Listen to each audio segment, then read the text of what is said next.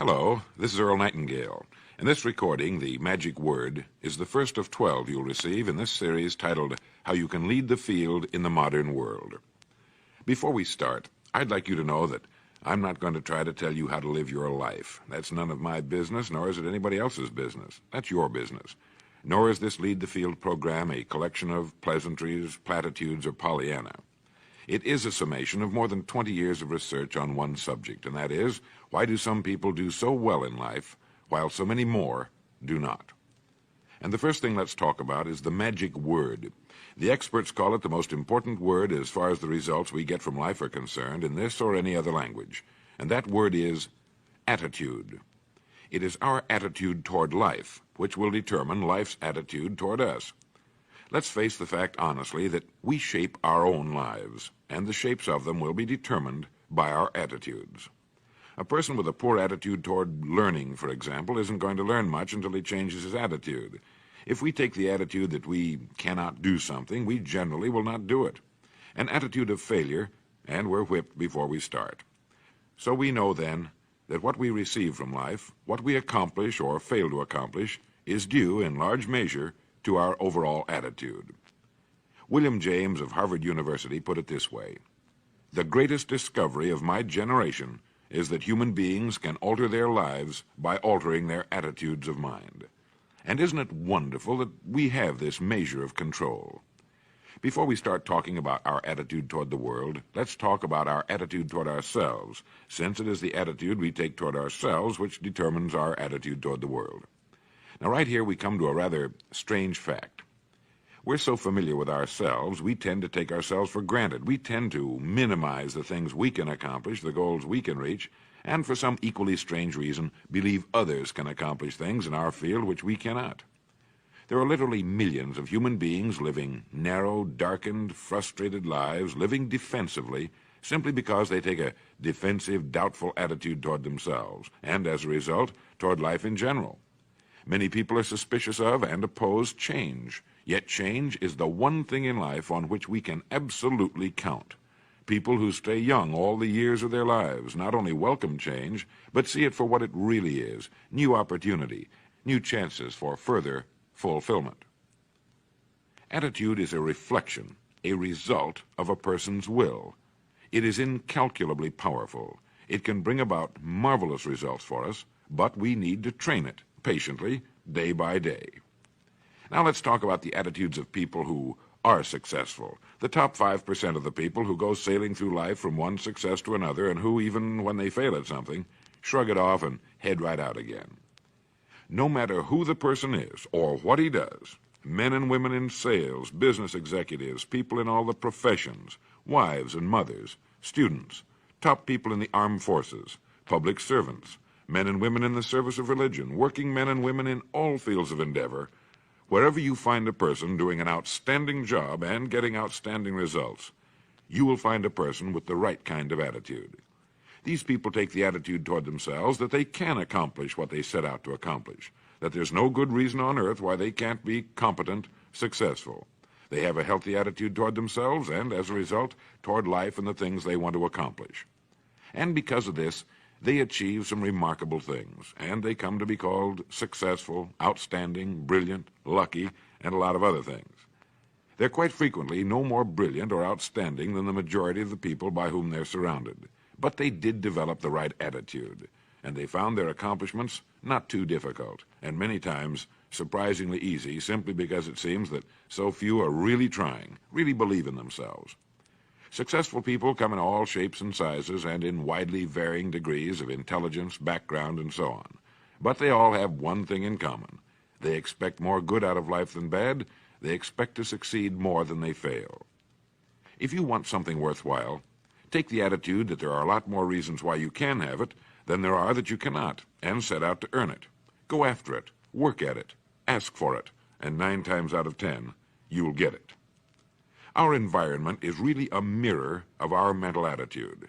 If we don't like our environment, we have to change our attitude first. Now, the world plays no favorites. It's impersonal. It doesn't care whether we change or not.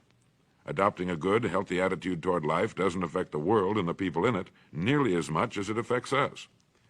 It would be impossible to even estimate the number of jobs which have been lost, the number of promotions missed, the number of sales not made, the number of marriages ruined by poor attitudes.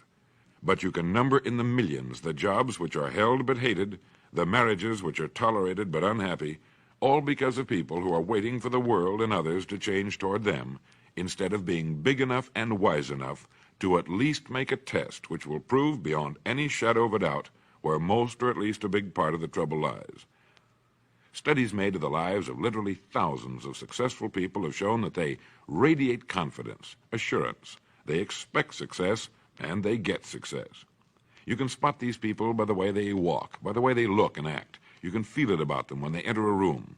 They may be short and fat, or tall and thin, or any combination in between, but they have about them the attitude of success. In the record Greener Pastures, I'll get into this next statement, but right now I want you to realize, if you don't already, that in 5 years or less, you can get right to the top of the work you're now doing. I know this, but the important question here is, do you know this? The minute you do know it, you'll have this right attitude I'm talking about. The easiest and most effective means of forming a good attitude habit is to begin to act as though you have a good, positive, expectant attitude toward life. That's right. Begin right now to walk, act, and look as though you belong to this group. If you're already in the top 5%, you'll know what I mean. If you've never tried it, you'll be amazed at what happens. Actions trigger feelings, just as feelings trigger actions. Now, let me tell you of a little test you can make which will prove beyond any shadow of a doubt that a good attitude can change a person's life as dramatically as walking from a darkened room into the bright, clear light of day. Not long ago, I read a line which went, "Life is dull only to dull people." This is true, but it also could have read, "Life is interesting only to interesting people," or "Life is successful only to successful people." Now, what I'm trying to say is that you must first become, mentally, from an attitude standpoint, that which you wish to achieve. A famous restaurateur was being interviewed by a reporter who asked, "When did you become successful?" He replied, "I was successful when I was sleeping on park benches, because I knew what I wanted to do and that I would do it." In short, his attitude had been one of success, of expecting success, long before the material, the tangible rewards of success had been earned. We'll get into this particular phase of Lead the Field in record number 3, A Worthy Destination. But for now, remember that a person must act, look, and because of these things, feel successful before the success he seeks can come. Chances are you know people who seem to be what others call lucky. All kinds of good and wonderful things seem to happen to them, and they give the impression of happily sailing through life, having a wonderful time, and getting more accomplished in a year than most people do in 5. This has been figured out fairly scientifically, and if anyone will conscientiously go about the test I'm going to recommend, and stay with it every day for the next 30 days without fail, that person can join this small, happy, and extremely productive group of people. He'll find himself becoming lucky, as they say, and most of his problems will pretty well take care of themselves. Of this you can be sure. The results will be nothing short of amazing. Now, it makes no difference how good a person's attitude has been in the past. Anything can be improved upon, and it's the small refinements upon something already good that makes it great. So here's the test. For the next 30 days, act toward the world, everything and everyone with whom you come in contact, with the attitude which represents the kind of results you want to achieve. That is, if the result you want is more success in what you're doing, act as though you are already in possession of the success you seek. If you want others to treat you with admiration and respect, treat others with admiration and respect first.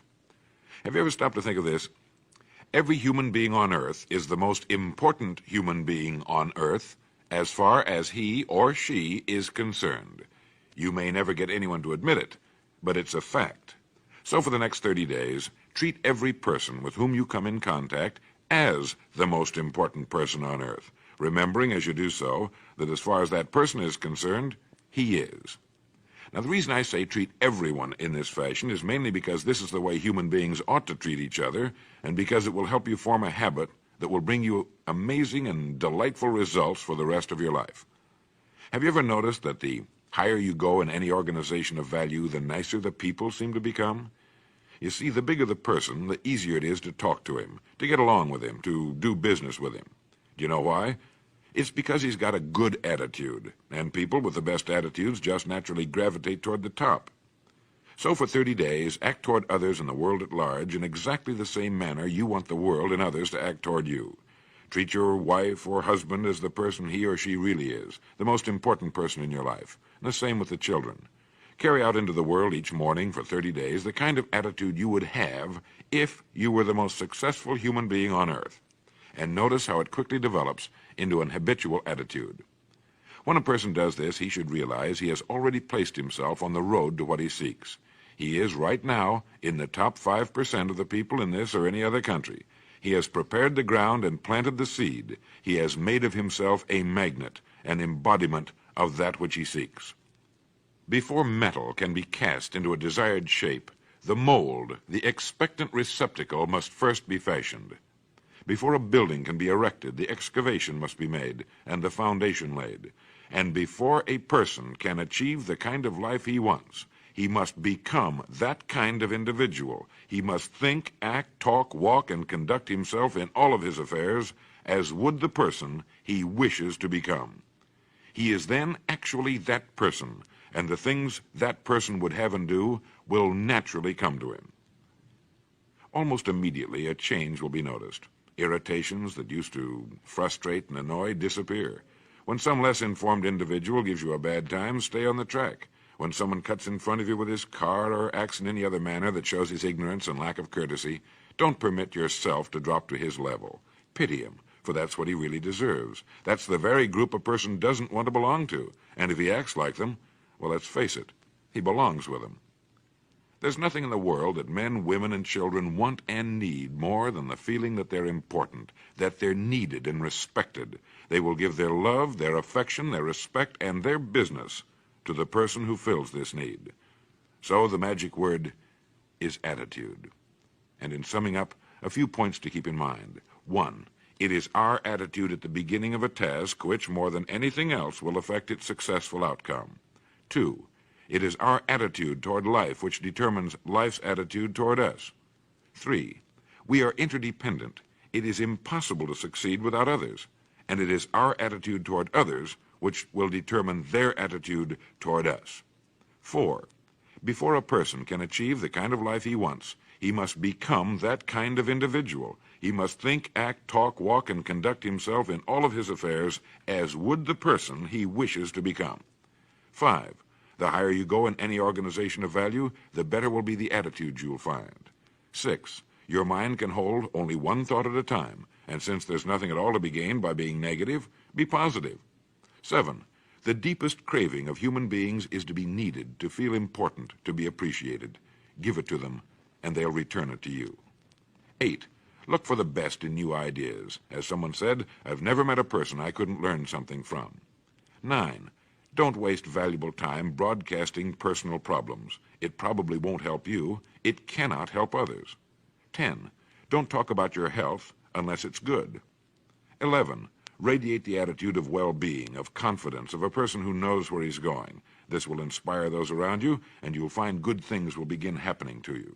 And 12, lastly, for the next 30 days, treat everyone with whom you come in contact as the most important person on earth.